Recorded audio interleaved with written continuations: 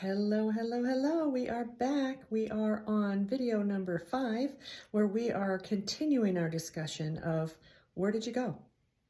This is a question that a lot of us start to really grapple with, especially as we get older in our middle-aged periods. And when you get asked, who am I? You don't know, because you've been living your life pleasing others, and you've lost a lot of clarity. So we'll just recap real quick what our last 4 videos talked about.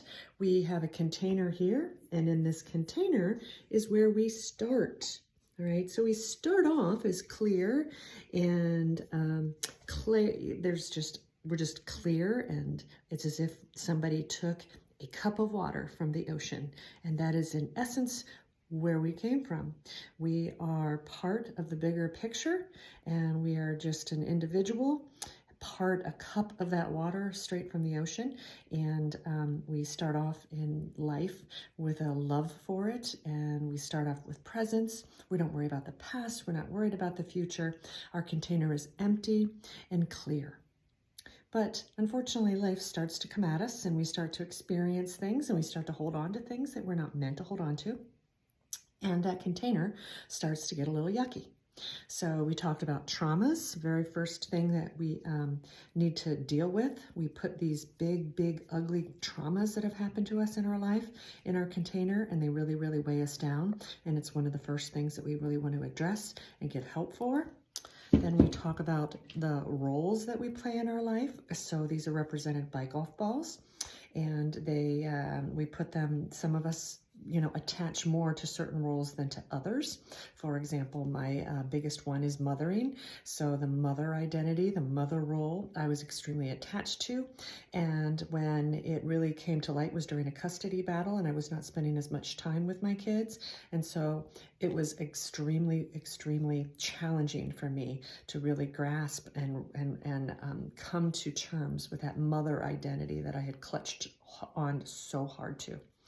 And then yesterday, what we did is we talked about the events and circumstances that come into our life. And these are represented by rocks, pebbles, stones, all right?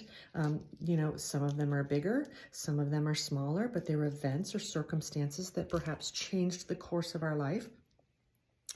And, it's like having a pebble in our shoe. It's just uncomfortable, and we want to get it out, okay? So those are the 3 things that we've addressed so far. Today, what we're going to look at are these labels, all right? So we've got some, we call ourselves, anything that follows I am is lazy, fat, I'm unlovable, I'm stupid, I'm worthless. These are the labels that this particular container has. And what we want to do is find our labels, the ones that we're putting, the words and adjectives that are after I am, that we are telling ourselves that we are, because whatever follows I am is what you become.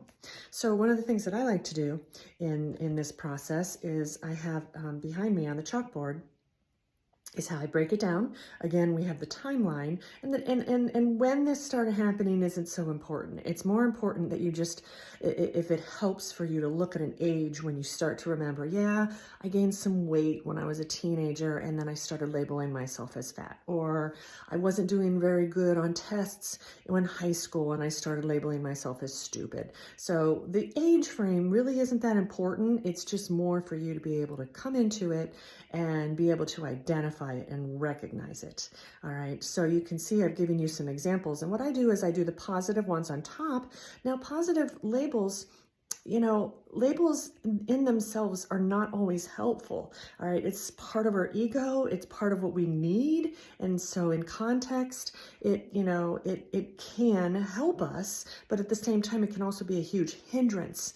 So, for example, I am responsible was one of the labels that I gave myself in my teen years, and I really over-identified with it. So then if you have a moment, where you're not being responsible, if you're, have a moment, and we all do, where we're irresponsible, well, you start beating yourself up over that because you identify so largely with that title of responsibility that when you're not able to be that label, then you're going to shame and guilt yourself, which is the bottom of the energy level, and we do not want to put ourselves there. So positive labels yeah, we would think that they're helpful, but honestly, they're not always helpful. Okay, they're obviously better than the negative labels, and you can see the negative labels that I've put on there.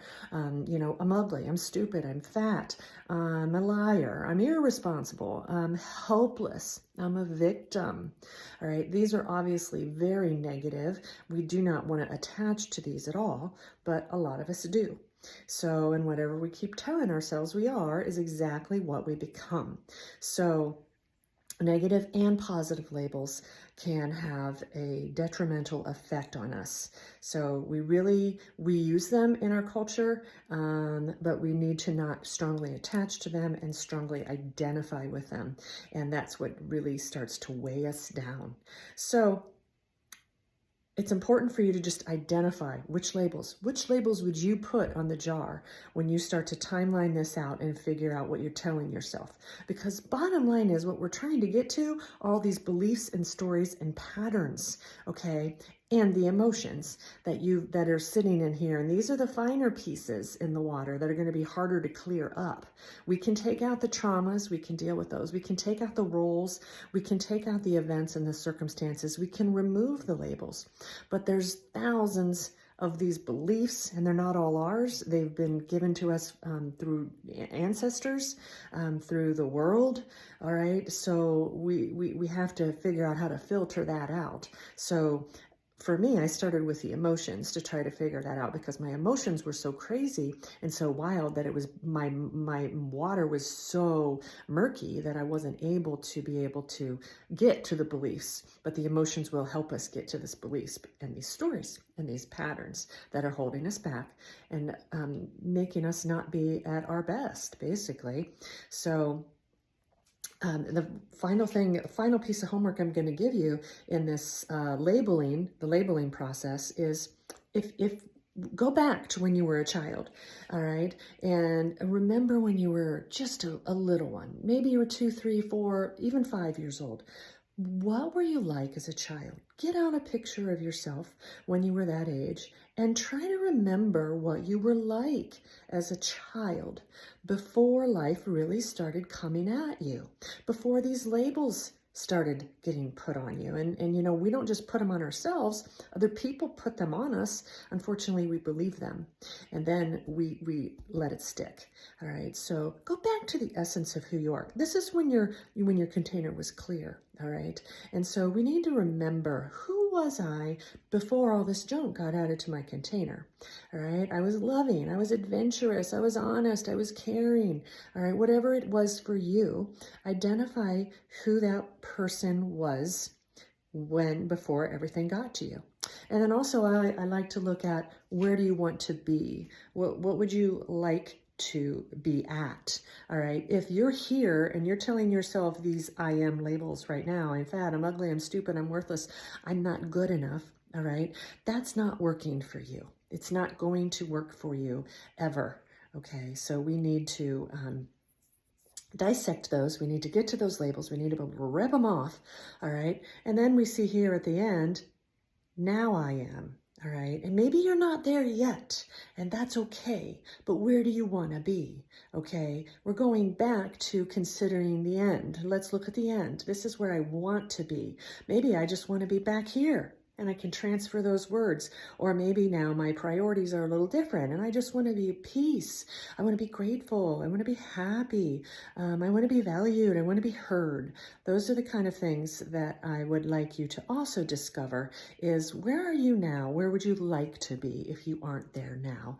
And this may be where you're here now, and that's okay. That's maybe why you're drawn to this video. But we'll talk more about how we can get here is in future videos to come. Thanks for listening, guys. We'll talk to you tomorrow.